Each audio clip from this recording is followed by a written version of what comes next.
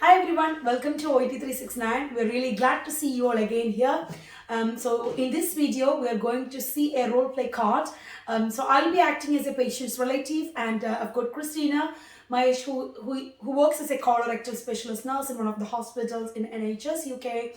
So she'll be acting as a colorectal nurse specialist itself, and Christina will explain me how, as a nurse, you can convince a patient's relative regarding aftercare of surgery. So let's go and see how that looks. Shall we start, Christina? Yes, of course. Oh, hello. I'm just wondering whether I can speak to someone regarding my mother, please. My mother is Colin Smith. Hello, my name is Christina. I'm a colorectal nurse specialist, and I will be able to help you regarding any queries about your mom's care. Could I just confirm your mom's date of birth, please? Oh, of course, you can. So my mother was born on 31st of October 1989. Sorry, 1959. Okay. I think we should maybe better move to the bedside so we Okay. can also make sure that your mom participates in our conversation. Is that all right with you? Oh, yeah, that's perfectly fine. Okay. Yeah. So now that we are in the bed space, Mrs. Collin, it's all right if I spoke with your daughter, yeah? So now that she said yes, so which queries you have about regarding your mom's surgery care? My mother was admitted here and she had a surgery in her bowel or, lower tummy, I believe. And today I came to visit her and I've seen that there is a bag attached to her lower tummy. And I feel like, this is not what they should be doing. There is a bag to pass her, pass her motion. And I don't think, I'm just a bit upset because nobody actually explained to me about this, and nobody said that she's going to have all this done. Well, they said that she's going to have a surgery, but I never realized there was a bag attached to it. So I would like to know, how is she, does is it really needed? I don't know. Yeah, I mean, as far as I can see from the medical notes, your mom was admitted as an emergency in the hospital with a query bowel obstruction.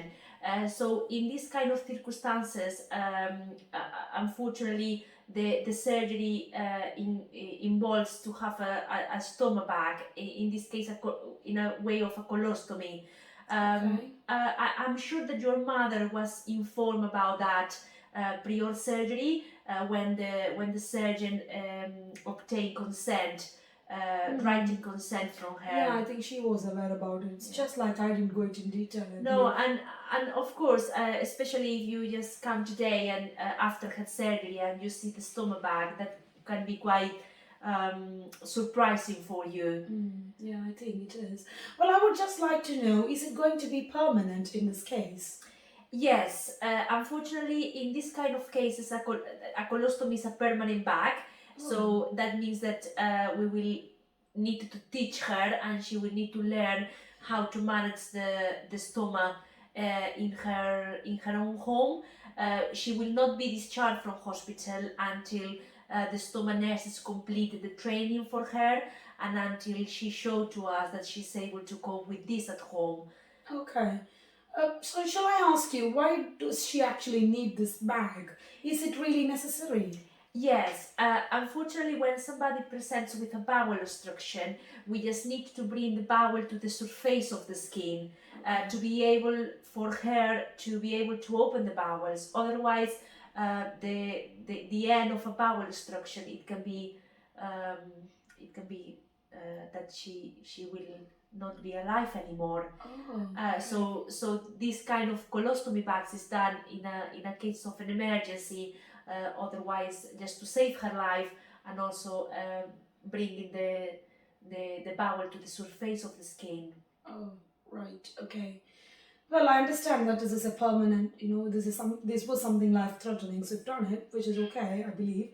But I'm just checking, like, she's going to have a social life, she needs to go out. So, how is she going to cope with this? Is it not going to interrupt her social life?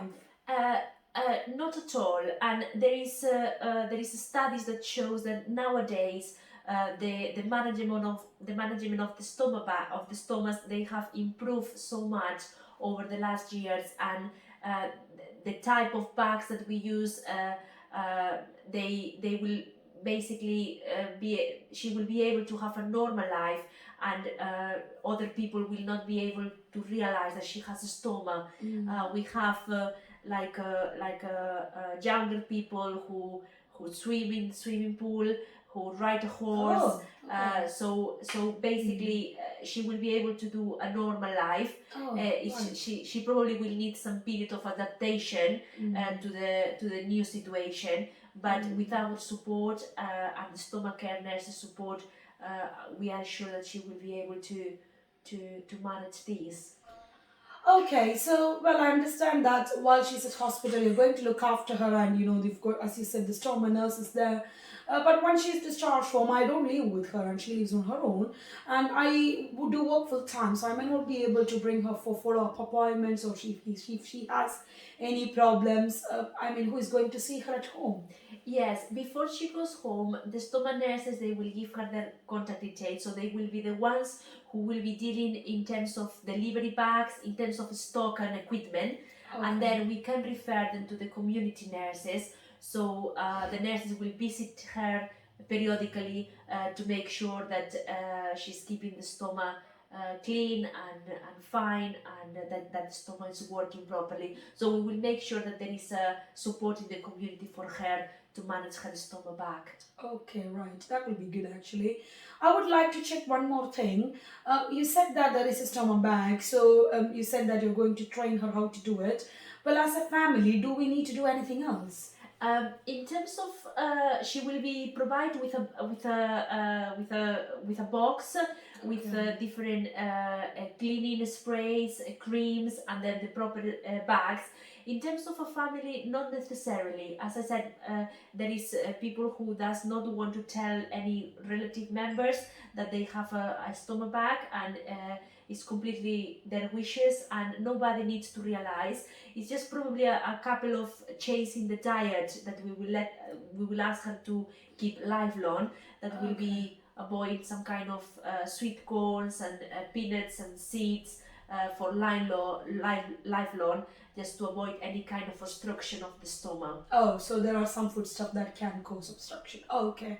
Oh yeah. Do you mind just to give me some leaflets, or will somebody give me that? Definitely. Before discharge, we will provide you with information patient leaflet about which kind of diet she should follow lifelong. And as I said, it's basically about 3-4 different types of food that she should avoid. Otherwise, her diet should be normal.